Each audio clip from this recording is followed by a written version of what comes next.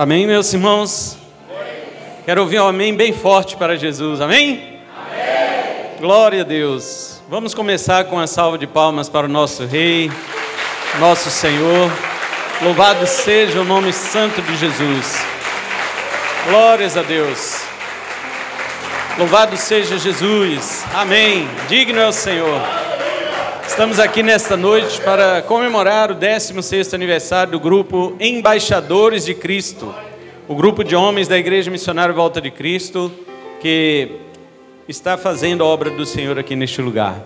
Quero parabenizar a todos os varões e também a liderança deste grupo, na pessoa do presbítero Marcos e todos os nossos irmãos que o têm apoiado, que o têm ajudado, que sejam, em nome de Jesus, reconhecidos aqui neste lugar, mas para a glória de Deus.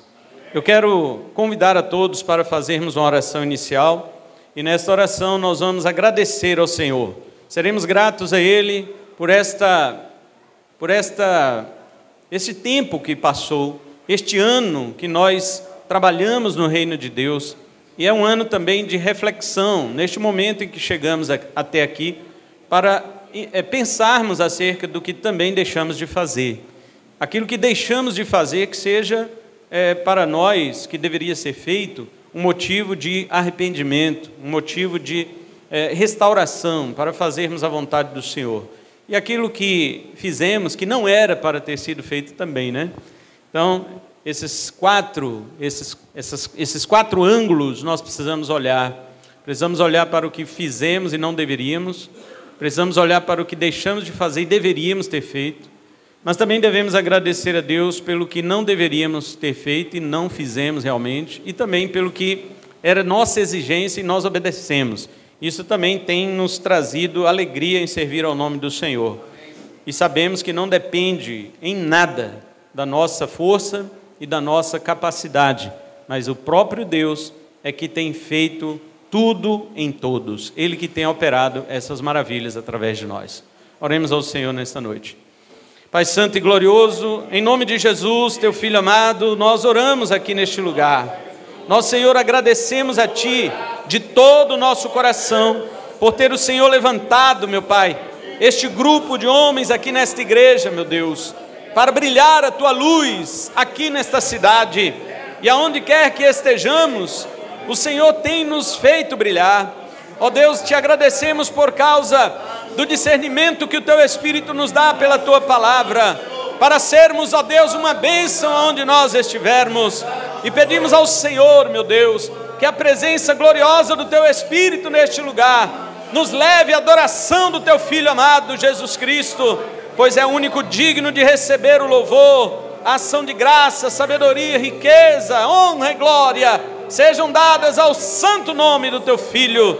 Nós, Senhor, em nome de Jesus, expulsamos toda obra do inferno, toda obra maligna que se levante contra este culto, e declaramos aqui, Senhor, a Tua presença invencível, ó Pai, para que Teu nome seja glorificado e exaltado pelo Teu povo. Nós oramos e Te agradecemos, em nome de Jesus, amém. Gênesis capítulo 12, eu quero ler somente até o versículo 4, Gênesis 12, diz assim: Então o Senhor veio a Abrão e lhe ordenou: Sai da tua terra, da tua parentela e da casa de teu pai, e dirige-te à terra que te indicarei.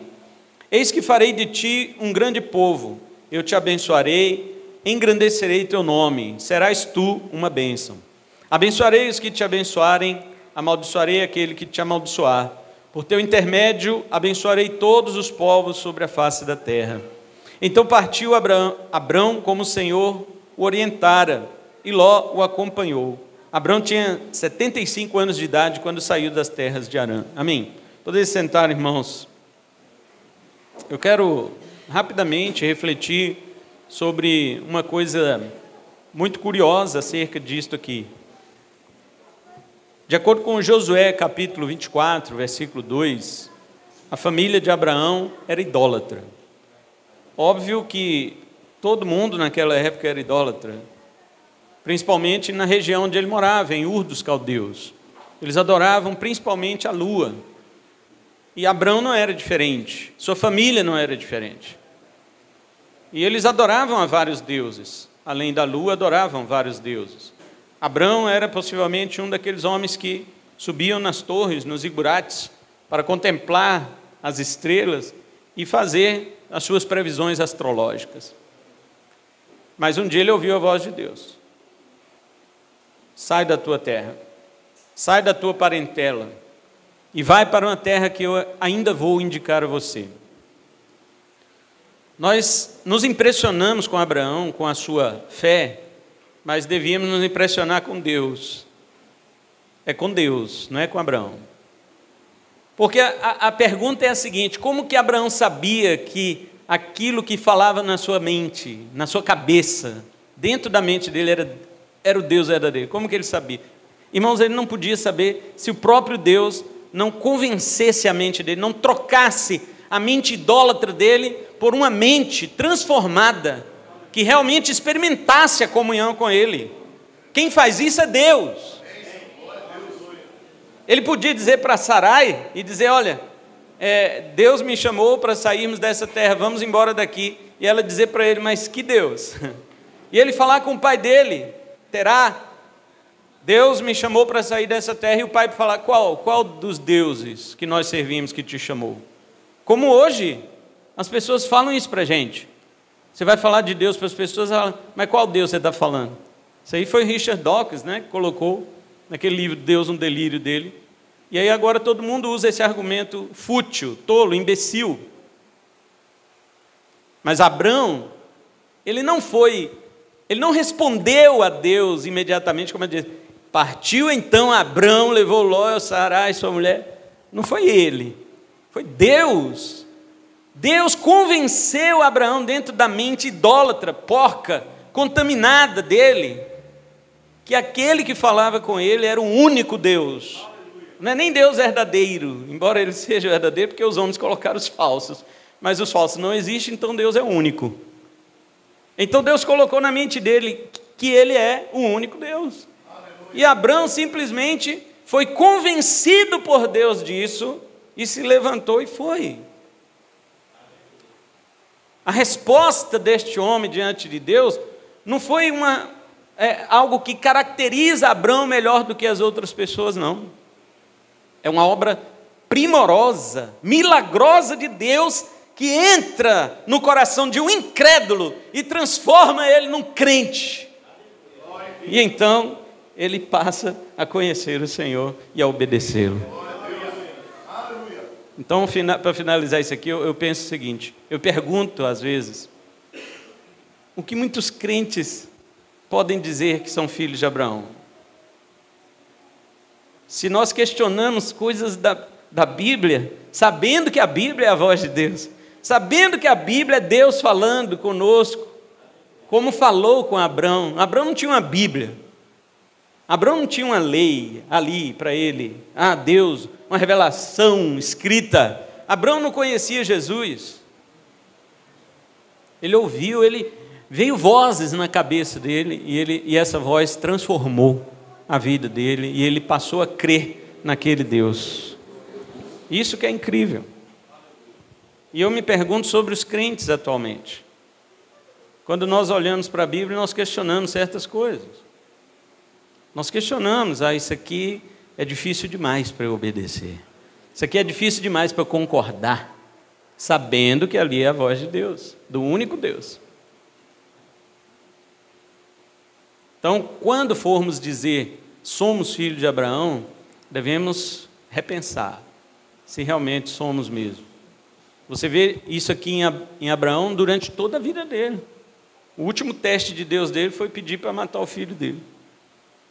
E o autor dos Hebreus 11 fala que Abraão não teve aquele negócio que: Deus está pedindo meu filho, eu vou relutar. Não, eis-me aqui, Senhor, o que o Senhor deseja? Eu desejo que mate seu filho para mim. Pois não, que dia? Amanhã cedo, então vou dormir. Dormiu?